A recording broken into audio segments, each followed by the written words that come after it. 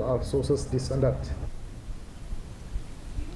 Kasang Hinyo Trap Youth Council kala berngam ban khangkherdap no ya ka Khasi Hills Autonomous District Council lada kamla ban le AA halor ka company shna rubber ka bakerteng ka Resource Rubber Private Limited ka badon hamaus mai ribhoy da ka bakenno baka company kala trekam be an klem da pentamai ki trading license ki bala ai da ka council nadu ubna yayong menta usnem.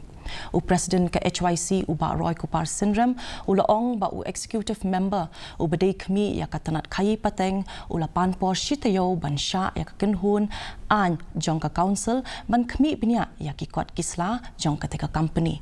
Hakaway pat kalyang u executive member u badai pet ya katanat kayi pateng iba gigor mirthong ilaong baka jingpen slam ban penthamai ya ka trade license ka deina ka daw ka jinghuri hura halor ka jinglong try ya ka jaka badon ka teka company but ong ru baka tanat kadang up ya ka jing ai jingmut jong ka legal counsel haswa ban shim ya kanu ka kendon persya ya ka company.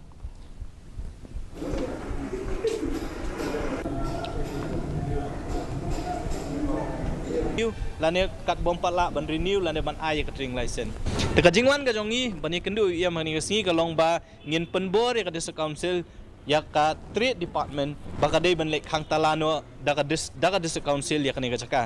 bat ngilakren du da ka basai bala da ka desa council kamla ban pentri kam ya ki bor kat kum bala pun ko bor ki kam don jingmut bangindon ya kani ki CDC hang ni hapo nong ba selong habete bat kitu ki try khendo namar bangilo mir mila kulmar namar kimi arngut langut tingila pha saka district administration ban ai ya ka clarification la ka de chongno te hadu menta nakaleng ka district administration klem pada irwan bangala yathu bangun hap up ya ka jingai jumi jonggu legal advisor